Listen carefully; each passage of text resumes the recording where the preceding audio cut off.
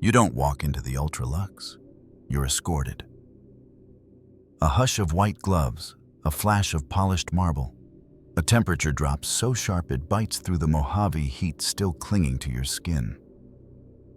One moment you're on the strip, neon, laughter, the smell of Brahmin grease, and the next, it's quiet enough to hear the fizz of the champagne. That's how they like it. My name doesn't matter much anymore. It used to open doors once. Now I open them for other people. People who still believe this place means safety. I was a concierge, an errand runner, a confidant when the caps were right. Long enough to learn that the richest souls in New Vegas don't crave pleasure. They crave distance, from dust, from hunger, from consequence. The Ultra-Luxe sits on the strip like a pearl in an ashtray. Every other casino screams for attention. This one whispers. It's the White Glove Society's masterpiece, rebuilt after their culinary scandal of years past.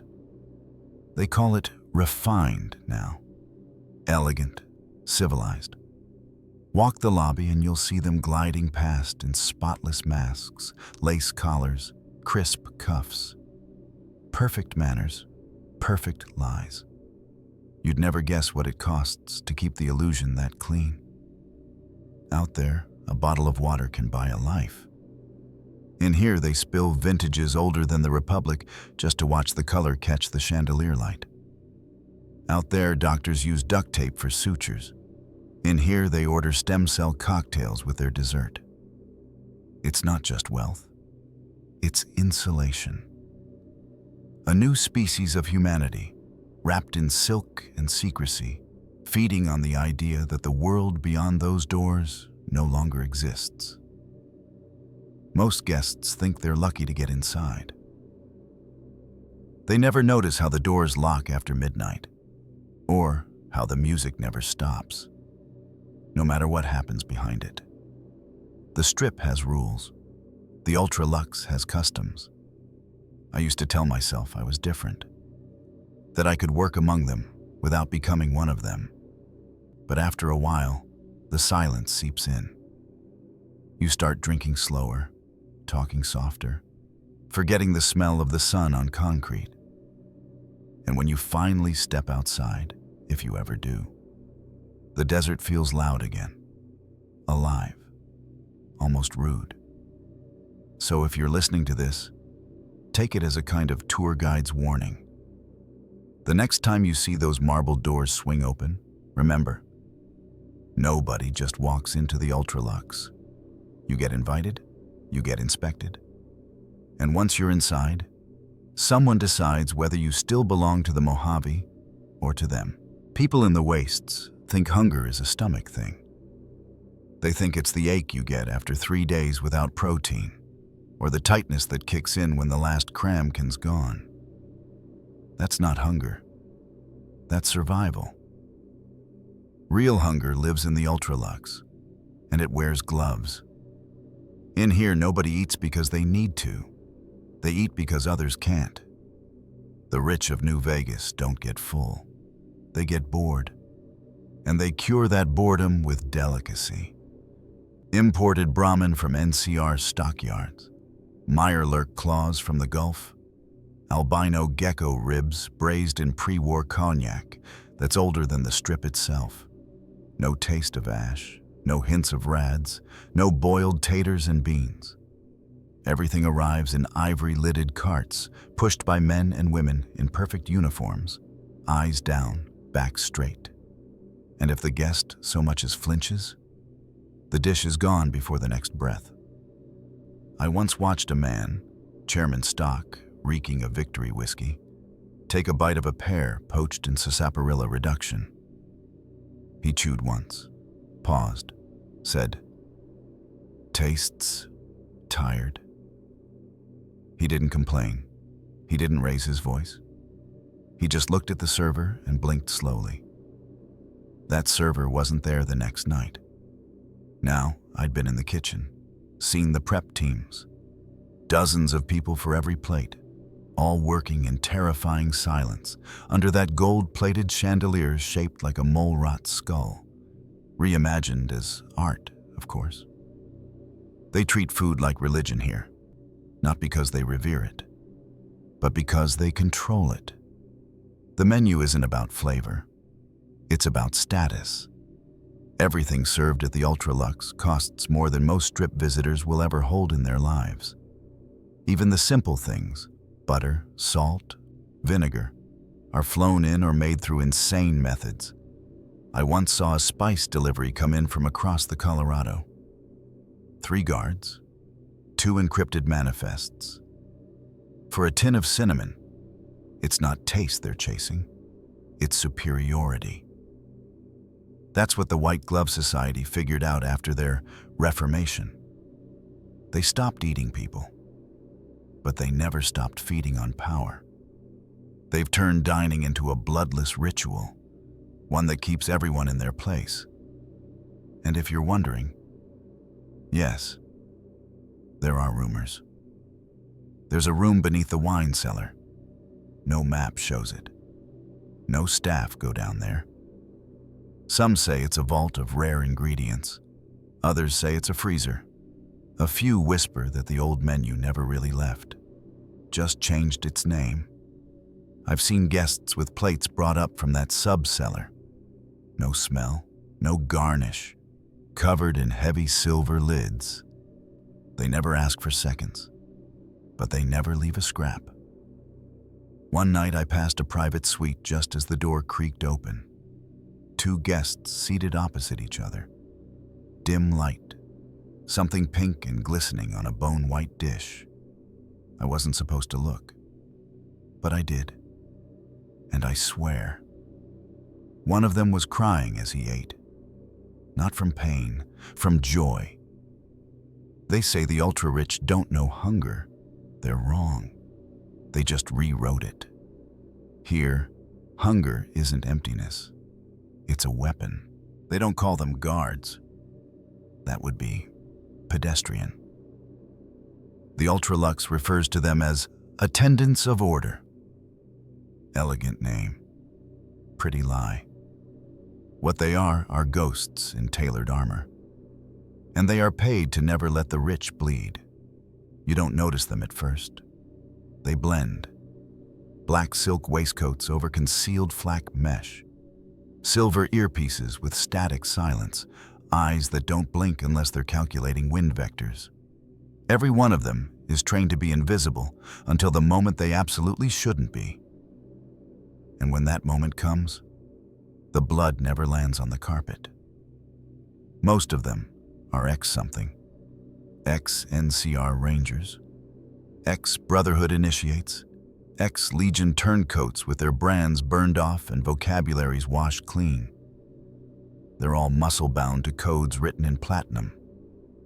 Their loyalty isn't bought in caps. It's brokered in debt.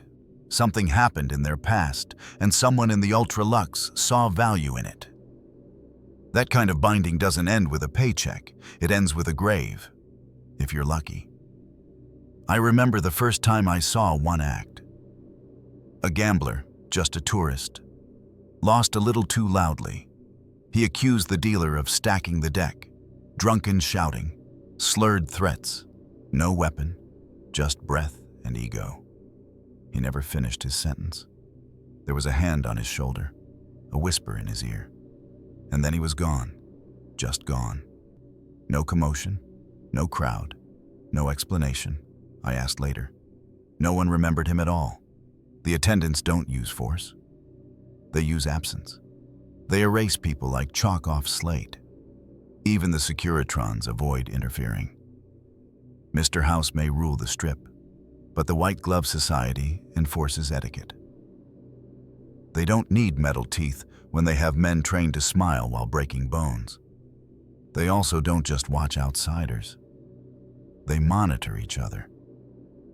Everyone in the Luxe is accountable to someone richer, older, and better armed. I once saw an internal dispute, 2 wealthy heirs arguing over a shipment. Loud words turned to glass shattering. The attendants didn't separate them. They waited, watched, and when it was over, only one of them left the lounge. The other? No investigation. Just a changed nameplate on the suite door the next day. Some say there's a secret wing beneath the Luxe, not for food or wine, but for corrections. I believe it. Once, I was sent to deliver a message to a guest in seclusion. The elevator took me down 3 floors past the ground level, unmarked. I handed the envelope to a man whose eyes didn't match his expression. And I swear, the walls down there were padded. Up top, of course, it's all elegance. The guards bow, they smile. They answer to surnames and speak 3 languages. But below that surface, they have one job. And it's not protection, it's containment. The rich of New Vegas don't like scenes. They don't like reminders. They don't want to be reminded that power is fragile. So the attendants ensure they never have to. Out on the Strip, a gunfight draws a crowd. In the Ultra-Luxe, it never happens at all. And that's the point. You can't hurt the rich here, because someone is paid very well to make sure you don't even get close.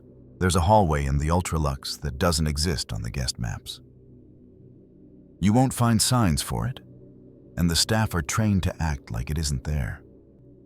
But if you work long enough, clean quiet enough, and forget the right things, you'll be shown the hallway with no name. That's the bedroom wing. These aren't rooms, they're legacies. Each one reserved not by reservation, but by bloodline, bribe, or inheritance. Their occupants don't stay for a few nights they live there. Generation after generation of old-world wealth, pre-war families who adapted faster than anyone else, or the ones who never left. Some guests haven't stepped outside in decades.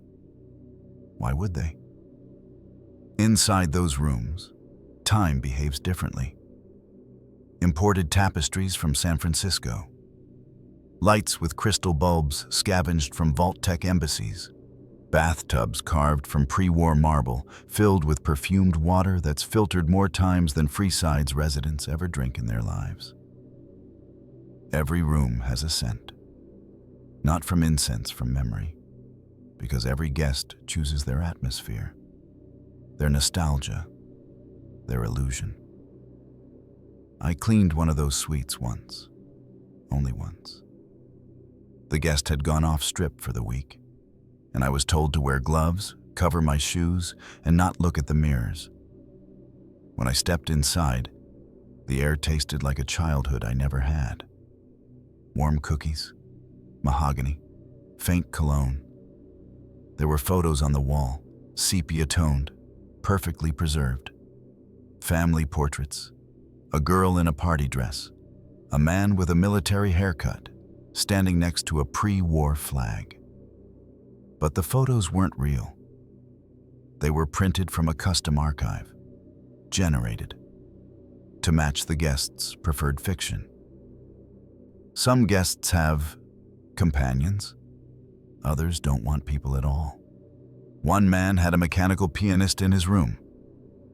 The piano never stopped. Even when the room was empty, it kept playing for days. Same song, over and over. When I asked why, another staffer said, "He's afraid of silence. Says it remembers him." There are rumors about what happens in the deeper suites. Ones with reinforced locks and no doorknobs on the inside. A place called the gift room. I've never seen it, but I've heard names whispered: caravanners, artists, tribals, even ex-fiends taken in, never seen again. Not tortured, not murdered, purchased, rewritten, kept. The ultra-rich don't view people the way you and I do. They don't see them as equals or even tools. They see people as stories. Something to collect, something to shape, something to discard once it no longer amuses. I once brought linens to a suite I wasn't meant to enter. The door opened before I knocked. Inside, a woman stood at the center of the room, dressed in gold, staring out a window that didn't show the Mojave. It showed a city, alive, pre-war, artificial sunshine, children playing, a simulation tied to her suite. She turned to me and said, "Do you think they miss us out there?" I didn't answer, because I didn't know who she meant by they. The bedroom wing isn't about sleep. It's about escape. From time. From guilt. From anything that doesn't taste like power. There's a phrase the white-gloved ones like to use. They say it with a smile when stepping into their private halls. "I'll retire to reality now." And somehow, they say it without irony, because for them, this is reality. Out in the Mojave, a doctor costs more than a gun. In Freeside, they stitch you up with tweezers and whiskey if you're lucky. In the NCR, you might get a tetanus shot if you bleed near a checkpoint. But in the Ultra-Luxe, they don't have doctors. They have curators. They don't carry stim packs. They don't run trauma triage. They work in silk gloves. Speak in Latin. Smile without showing teeth. And they fix things the rest of the world doesn't even have words for anymore. I once saw a guest walk into the dining lounge with third-degree plasma burns on his hand. Skin hanging, muscle exposed. Didn't wince, didn't speak. A staffer nodded, tapped a silver bell, and within 6 minutes, the man returned to his table. Healed, not bandaged. Healed. Skin regenerated. Pigment corrected. Fingernails perfectly manicured. The only sign anything had happened was the faint scent of antiseptic hanging in the air like perfume. They don't just repair wounds, they erase damage. Broken bones are reconstructed with memory resin. Radiation scarring is mapped and reversed by genetic stitchers. There's a clinic under the West Wing that doesn't even have beds, just pods. You lie down. You wake up better. Not rested. Better. Some of the doctors aren't even human anymore. Rumor is one of the surgical leads is an AI pre-war, repurposed from a Robco Neurological Research Center.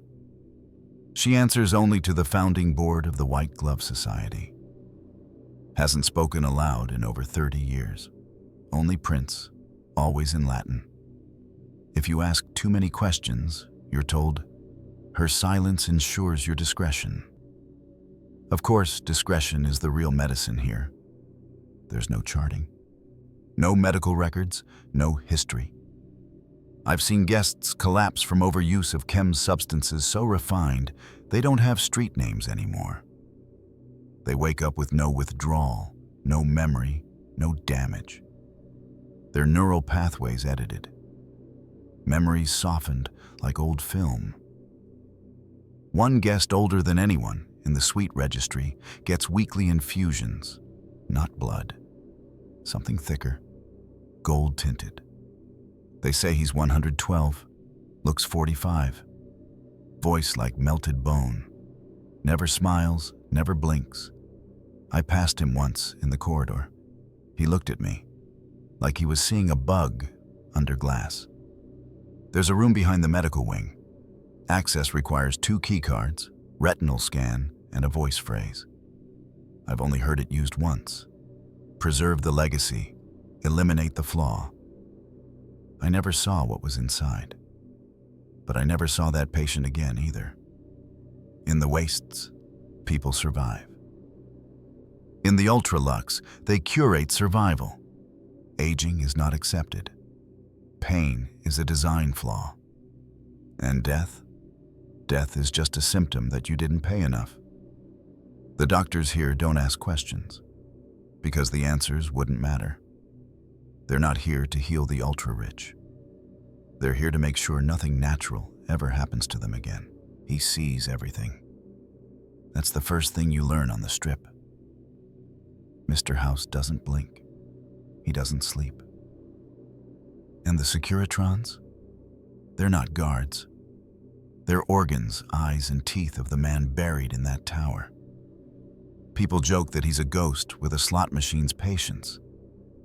But inside the Ultra-Luxe, we learned something else. Even ghosts can be bribed.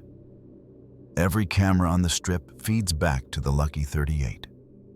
Hundreds of channels, thousands of faces, every dice roll, every raised voice, every wasted cap. Except here. Not all feeds are equal. Some are filtered, some are delayed, some, especially in the Ultra-Luxe, are scrubbed altogether. It didn't start that way. When House reopened the Strip after the Great War, he struck deals. He had no army, no NCR, no legion. What he had was vision, and the people who could fund that vision, the descendants of pre-war elite, were too valuable to ignore. The White Glove Society gave him something the Securitrons couldn't: prestige. A place where luxury could survive, where the rich could pretend the world hadn't ended.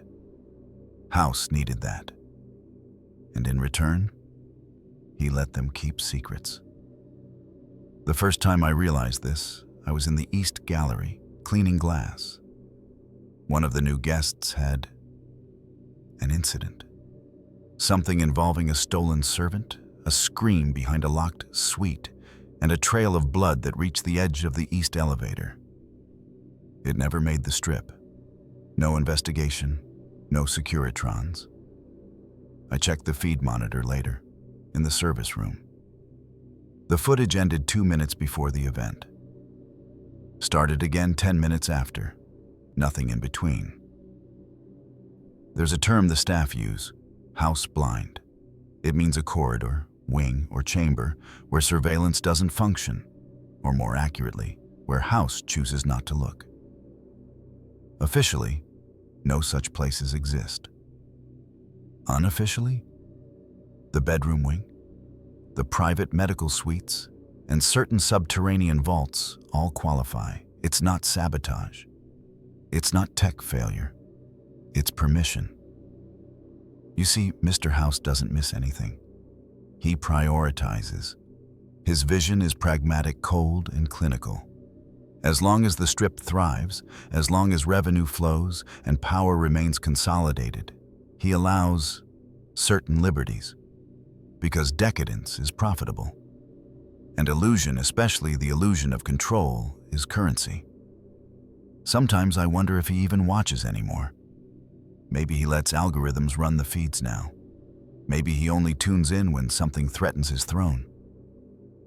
But then every once in a while, something reminds you he's still there. Like the time a guest tried to smuggle out a vial. Not chems, not medicine. Data.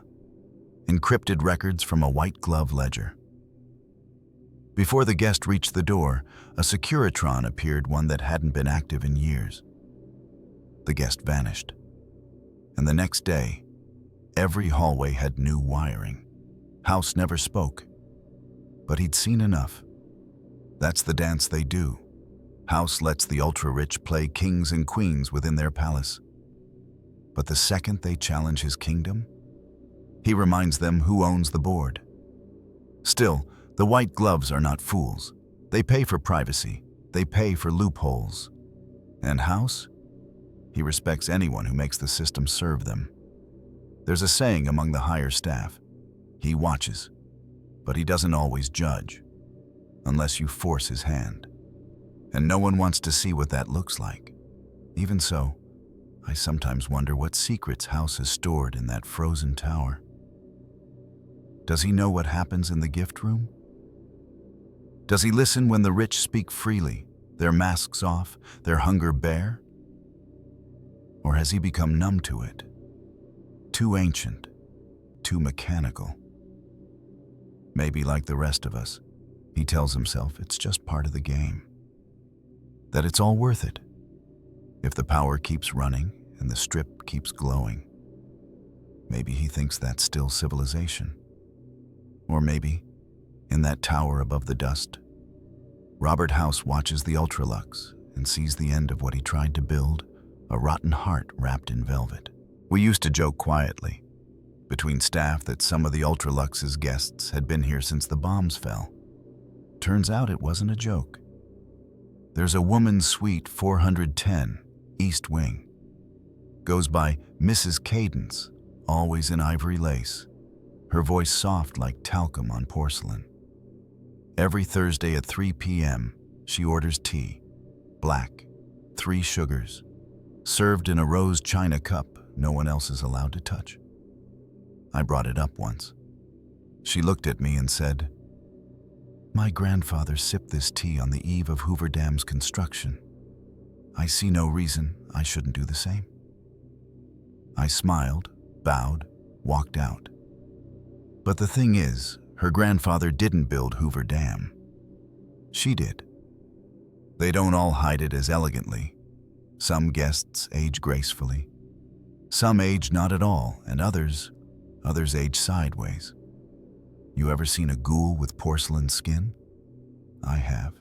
Room 402, 2 security clearances, soundproof walls.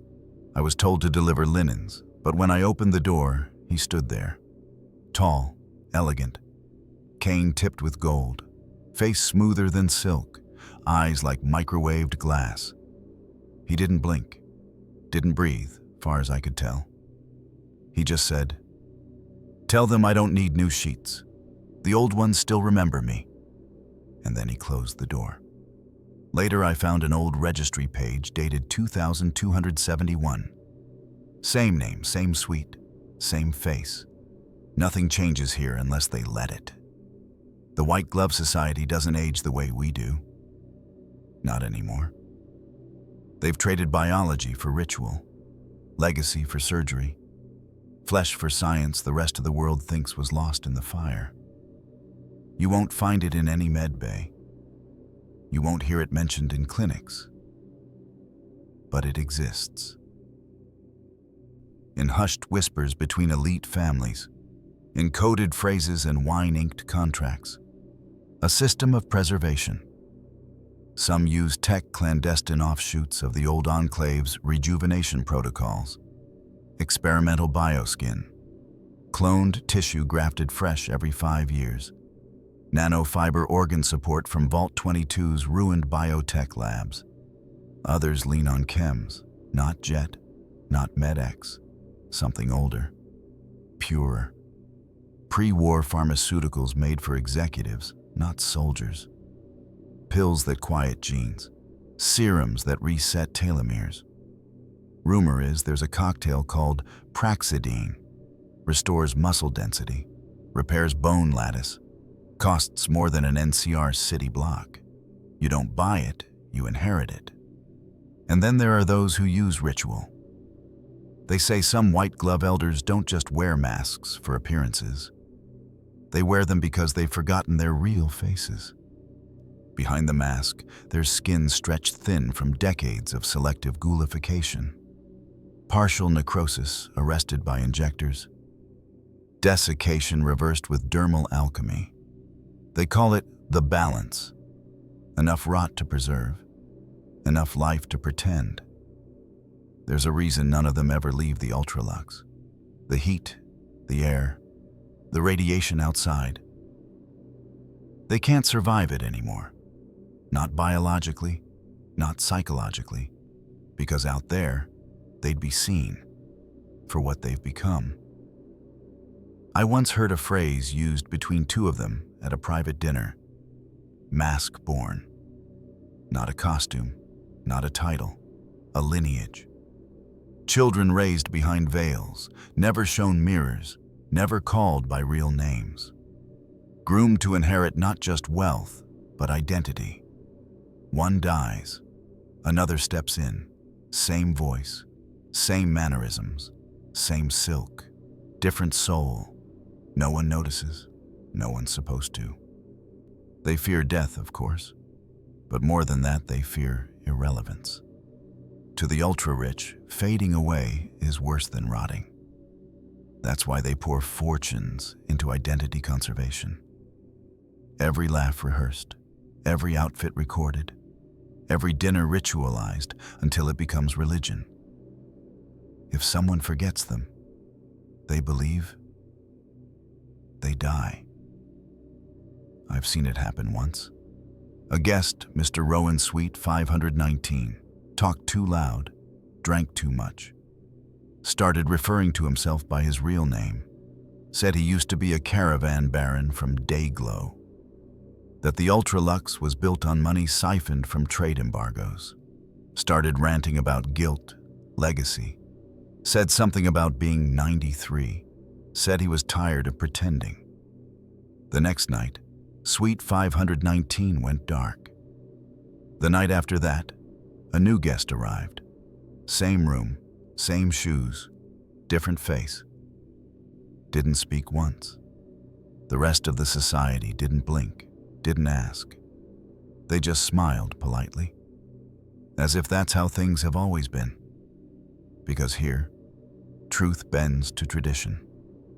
Out there in the Mojave, time moves in dust and blood. Here, it moves in whispers, in face cream, in forgotten names and remembered debts. The ultra-rich don't grow old. They shed their pasts, one mask at a time. We wore black so we wouldn't be seen. We wore gloves so we wouldn't leave fingerprints. And we kept our mouths shut so we could keep our lives. That's the first rule of working inside the Ultra-Luxe. You are not a witness. You are a shadow. They never called us staff. To the White Glove Society, we were support. Invisible pressure holding up their golden facade. There were rules. More than House ever bothered to write down. Rules passed between us like contraband, like faith in a dying world. Never speak unless spoken to. Never make eye contact in the dining hall. Never ask what the red passkey opens. Never, ever try to memorize a guest's face. We were paid well. Not in caps, but in protection. A roof, meals that didn't scrape, clean water that didn't fizz blue in the cup. And for many of us, that was enough. And you don't work in a place like the Ultra-Luxe if you've got options. You work here because you've already seen what the Mojave does to people without shelter. But eventually, silence becomes its own kind of sickness. Especially when you start to realize you're not just serving the rich, you're keeping their secrets. There was a woman, Jasmine. She was a linen runner, like I had been. Fast, quiet, careful. She'd grown up in North Vegas, dodging fiend patrols just to bring food home. The Luxe was a sanctuary to her at first. Until the night she cleaned a suite too early, I still remember her face when she came back, pale, staring through things instead of at them. She didn't speak for days, didn't need to. We all knew that look. It meant she'd seen something she couldn't unsee. She asked me one night if I ever thought about leaving. I laughed. Nobody leaves the Ultra-Luxe. You just stop being invited upstairs. A week later, she was gone. Her locker empty, her nameplate unscrewed. Official word was she'd taken a new position in the Lucky 38's archives. But I knew a janitor in security. He told me her final checkout never pinged the Securitron logs. There was no exit, no record, nothing. She just stopped existing. That's the price of silence. You either keep it or you become part of it. They don't kill you in the Ultra-Luxe. Not violently, not publicly. They erase you. You become another empty chair at the staff meal. Another unspoken cautionary tale. And the job continues. Trays get polished, rooms get turned down, masks get hung on hooks, as if the person never existed. I knew a porter who tried to write a book. Nothing scandalous, just observations. A memoir. He never even got to finish the first chapter. He mentioned it once at a wine delivery. Next morning, he'd been transferred to the Securitron warehouse for maintenance assistance. Problem was, he didn't know anything about robotics. I asked around. No one saw him again. They didn't even try to replace him. Some say the white gloves have a ledger, a physical one, kept in a locked case somewhere behind the kitchens. Names, offenses, outcomes. I've never seen it, but I've heard the phrase whispered during reprimands. Don't end up in the ledger. And that was enough. Still, some of us tried to hold on to something. Little rebellions, a smuggled page of an old book, a moment of eye contact with a crying guest, a whispered prayer before turning the knob of a forbidden door. But eventually, the silence wears you down. It doesn't just mute you, it makes you believe that they're right, that the outside world is chaos, and this cold, elegant horror show is better than starving in the sand. You become grateful, even loyal. You learn to serve cruelty with a smile. And worse, you learn to justify it. I remember standing outside Suite 312, silver tray in hand. Inside, two guests laughed as they watched a screen on the wall, grainy footage of a scavenger being mauled by a night stalker. They toasted with irradiated wine and clapped. I didn't flinch, didn't blink. I just bowed, placed the tray down, and backed out. That was the moment I realized I wasn't afraid anymore. I was becoming one of them. That's the real price of silence. Not death, not exile, transformation. You wake up one day and realize you've forgotten your sister's voice. You don't remember the name of the chem vendor who saved your life back in Prim. You stop dreaming. Because dreaming means you still believe there's something better. Some staff escape. They fake illnesses. They switch uniforms. They bribe the wrong people and run into the wastes. They don't last. Not because the desert kills them, because the Ultra-Luxe follows them. Not with bullets, with whispers, with doubts, with memories that won't stop bleeding. They say the richest in New Vegas don't even notice us. But they do. They notice everything. And they know the price of silence, because they said it. You'd think it ends at the silverware. The gold-trimmed plates, the wine older than cities. You'd think the worst of it is in the food, or what might be in the food. But that's not where the horror is. Not really. It's in the ritual. They don't just eat here. They worship what they consume. Once a month, no set date, no posted invitations, the Ultra-Luxe hosts something they call The Gathering. It's not on the calendar. It's not on the Strip's gossip feeds. Even Mr. House doesn't get the invite. You only attend if your name was engraved before the bombs fell. The dining hall is rearranged, carpets rolled back, lights dimmed until the chandeliers flicker like altar candles. The walls sweat candle smoke and old perfume. They cover the grand table in black velvet. 23 seats, always 23, even if only 12 show up. The rest stay empty. A tradition, they say, a reverence, a warning. The servers wear masks too, not like the guests, not elegant, not sculpted. Ours are featureless, matte black. They call them blanks.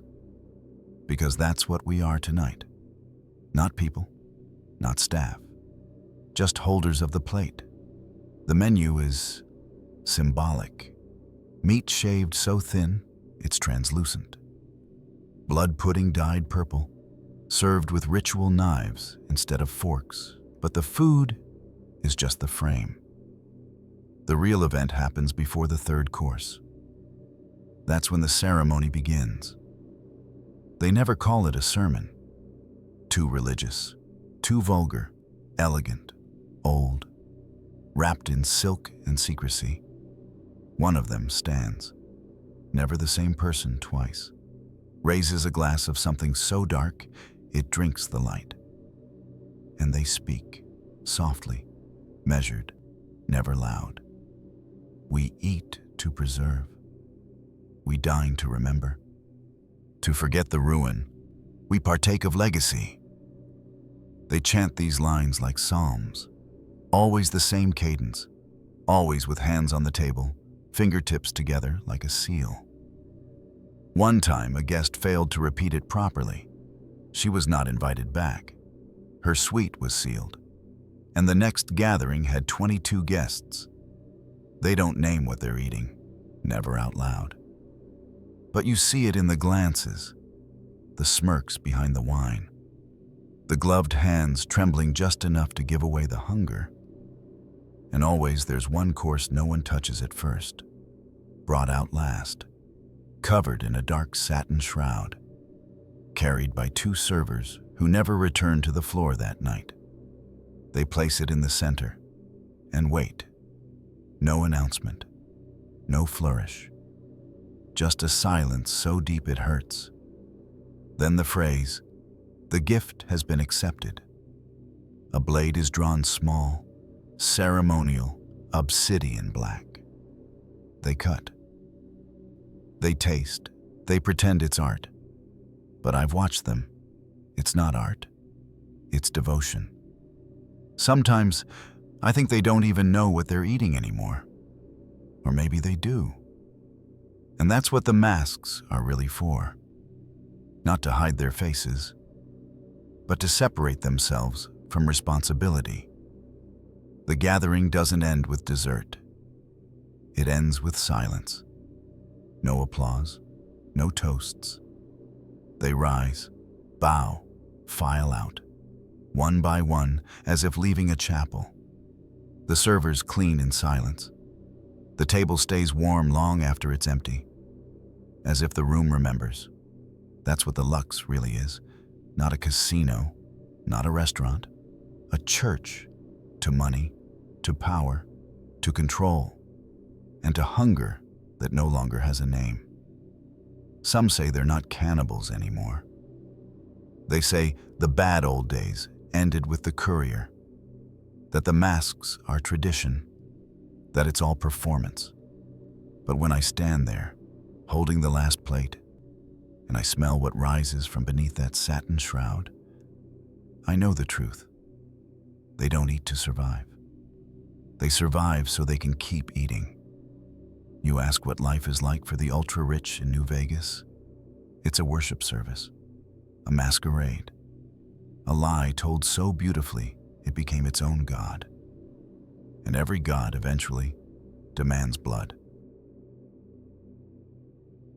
I used to think the Ultra-Luxe was untouchable, like the walls were too thick, the chandeliers too high, the wine too old for the world outside to reach in. But the desert knocks, not with fists, not with bombs, with whispers, with cracks. And if you listen close enough, you'll hear it. Something is breaking.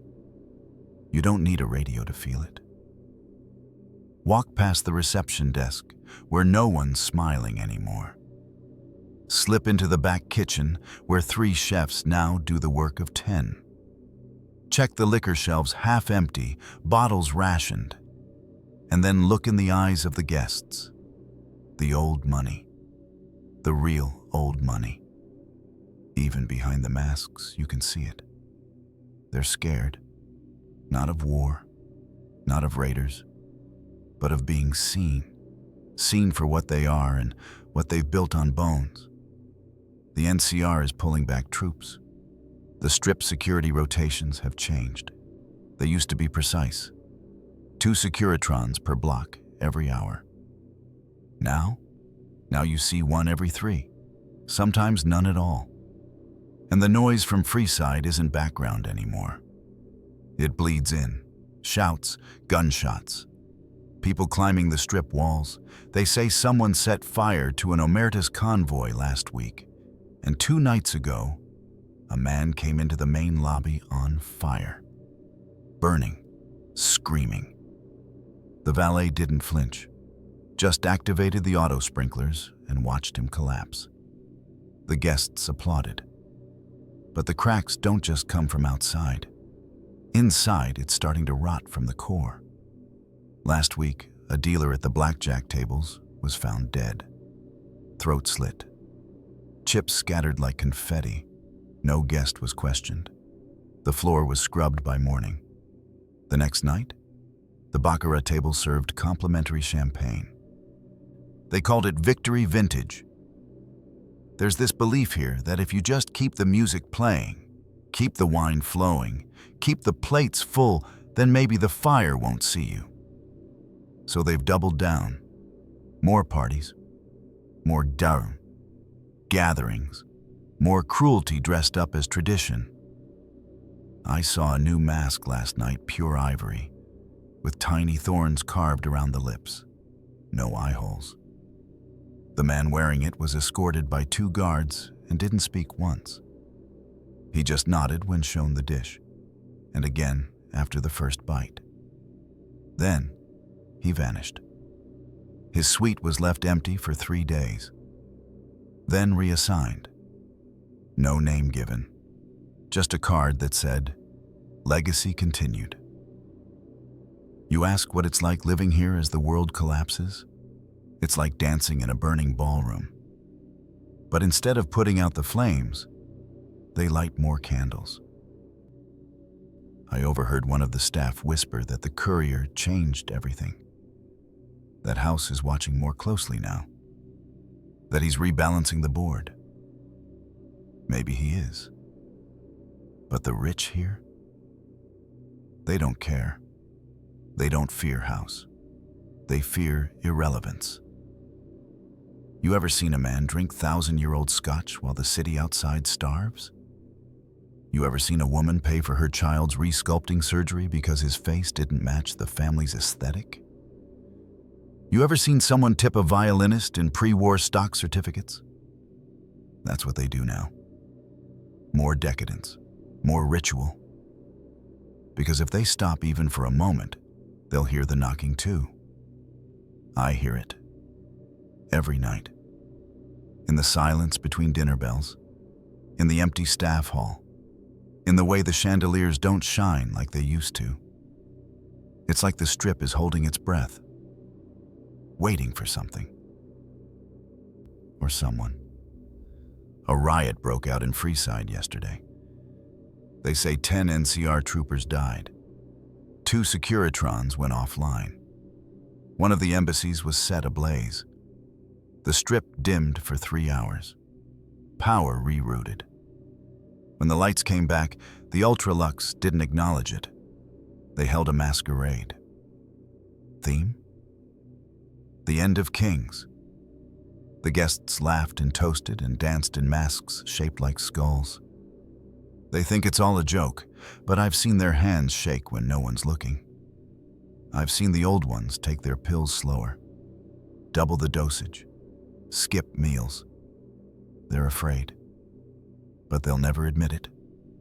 So they gather, and they drink, and they smile, as the world starts to boil beneath them.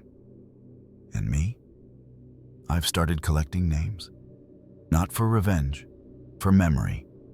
So when it all comes down, someone will remember who they really were.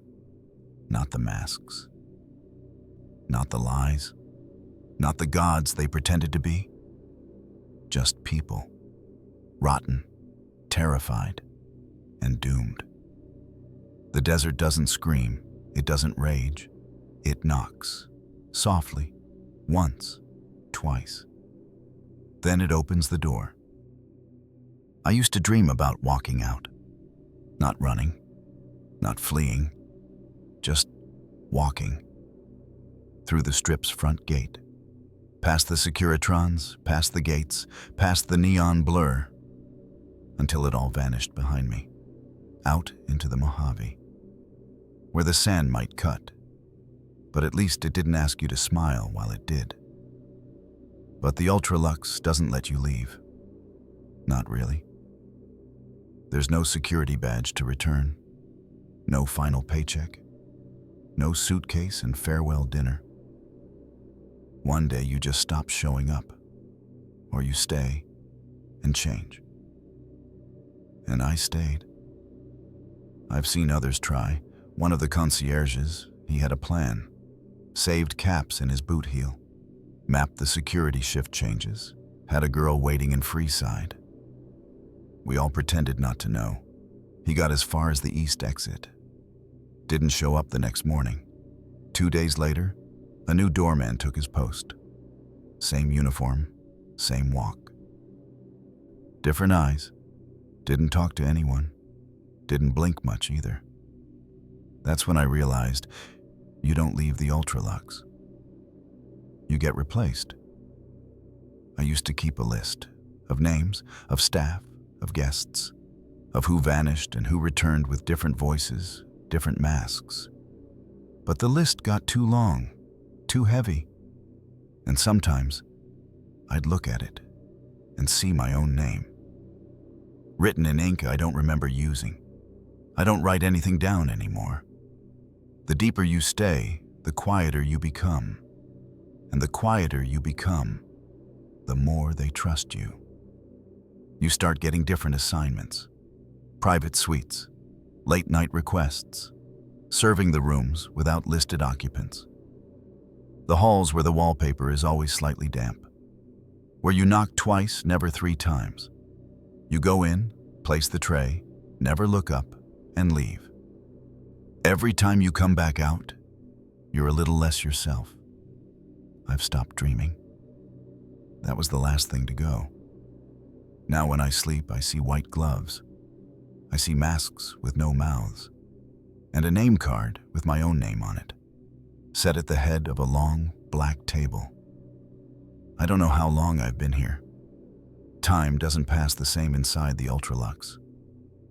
There are no clocks in the staff wing, no calendars. The sun never reaches the dining hall. All we have are meals, one for each day, and the gathering every full moon. That's how we count now. By rituals, by silence. Sometimes I find myself humming their music, not out of enjoyment, out of instinct. And sometimes I catch myself referring to guests by title instead of name. The Baron wants his suite polished. The widow left instructions. The twins don't like eye contact. It's easier that way. To forget they were ever just people. That's how it starts. The forgetting, first names, then faces, then the reason you ever wanted to leave. You don't run from the Ultra-Luxe. You don't fight it. You become it. Tonight is different, though. Tonight, I was given a name card. Plain, white, thin silver ink. No flourish. Just 2 words. You, finally. I'm not surprised. I felt it building. The way the maitre d' stopped checking my ID. The way the guests nod to me now, not in greeting, but in recognition. Like they've always known I'd end up at the table. Like I'd passed some test I didn't know I was taking. There's a suite now. No number. Just a key. Smooth, cold. Marked with the Luxe emblem, no slot, just presence. I found it on my pillow this morning. Under it was a note. Your silence has been most loyal. We've prepared a seat. The meat will be remembered. I'm not afraid. Not anymore. The fear left a long time ago. What's left is acceptance. A mask I haven't yet worn. A name I've already forgotten. A ritual I now understand. I stand outside the grand dining hall. The chandelier is already lit. The air smells of cinnamon, ash, and something older. The music has started, soft, like a lullaby with the teeth filed off. And there, at the head of the table, is my seat. The card is waiting. The plate is warm. I walk forward. No hesitation, no illusion. Because I know now there's no such thing as leaving. Not when you've become a part of the floorboards, not when your silence is worth more than your voice. Not when the blood in your veins runs thicker with debt than water. This place doesn't kill you. It keeps you. And in time, it calls you to the table, to eat, or to be eaten. And if you're lucky, if you've served well enough, maybe you get to choose.